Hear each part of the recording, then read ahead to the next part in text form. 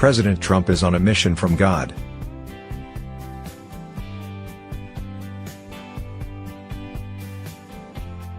Thus spake the White House press secretary, at any rate.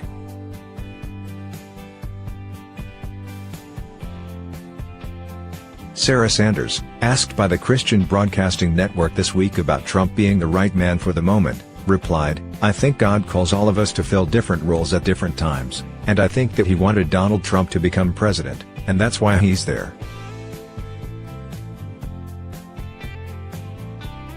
This makes sense, because Trump has of late been acting as if he draws his authority from the divine right of kings.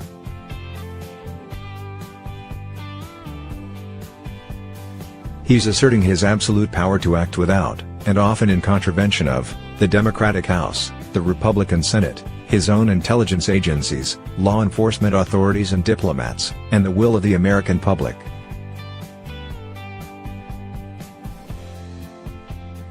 Presidential defenders say the Sanders claim is simply a repetition of the biblical admonition that all temporal leaders are established by God.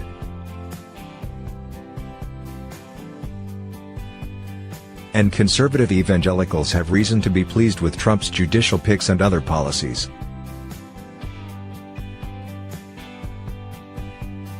But Sanders appeared to go further in suggesting that God, much like Russian President Vladimir Putin, played an active role in installing Trump. That's why he's there.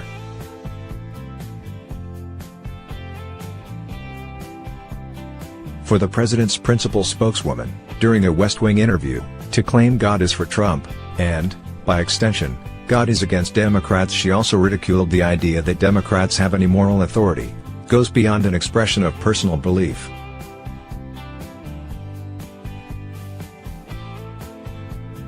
It contradicts an American creed, embraced by many believers in this nation under God, best captured by John F.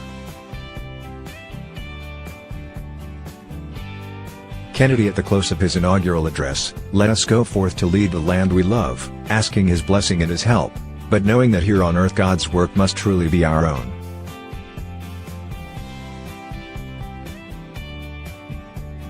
Now we hear from the White House that God's work is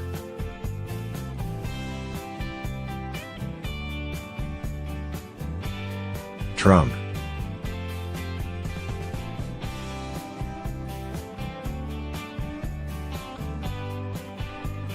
If so, his choice of a thrice-married, foul-mouthed, untruthful casino mogul as his vessel raises thorny theological questions, not least, why did God award Hillary Clinton the popular vote?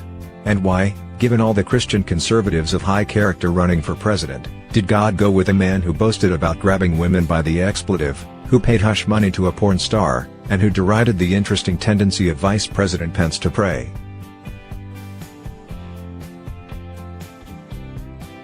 Perhaps it was Trump's boast that nobody reads the Bible more than me.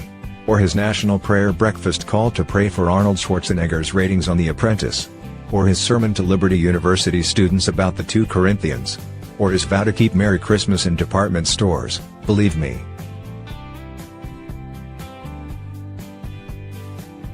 We can't be certain that God didn't approach Donald, son of Fred, from a burning bush, and that Donald didn't tell God that in Finland they spent a lot of time on raking.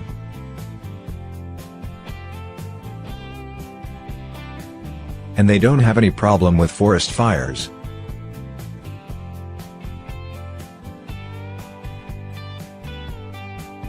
Or that God didn't speak to Donald, as to Joshua outside Jericho, telling him the wall would fall, to which Donald replied, "Mexico is going to pay."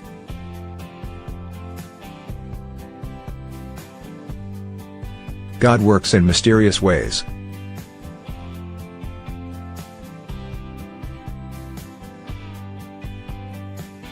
But this much isn't at all mysterious: the president is acting as if he answers to nobody here in the mortal realm.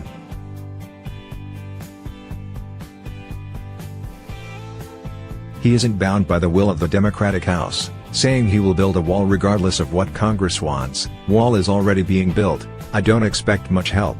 He isn't bound by the expertise of intelligence officials, even his own appointees, publicly calling them extremely passive and naive and saying they should go back to school.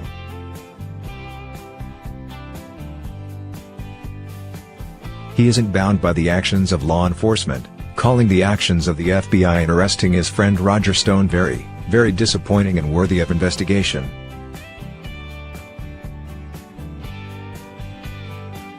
He isn't bound by national security considerations. The Financial Times reported this week that he again met secretly with Putin in November, without staff or note-taker.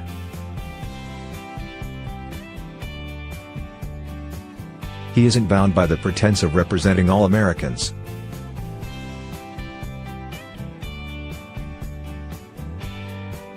His trade advisor, Peter Navarro, said this week that Trump's policies benefit Trump people. Navarro later tried to retreat.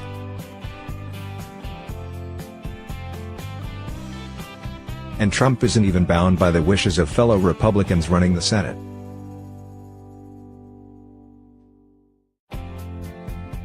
The Senate this week passed a measure by Majority Leader Mitch McConnell RKY, objecting to hasty withdrawals from Syria and Afghanistan, and only 3 Republicans sided with Trump's position.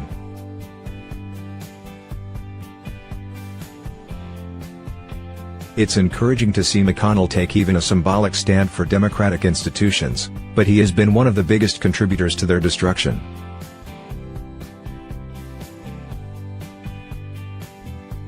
This week he derided as a power grab a sweeping Democratic voting rights and campaign finance bill, ridiculing the idea of making Election Day a national holiday to boost voter participation.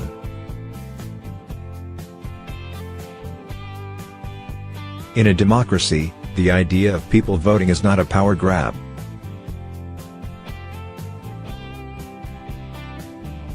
A power grab is a president ignoring democratic checks, while his chief mouthpiece asserts that God is on his side.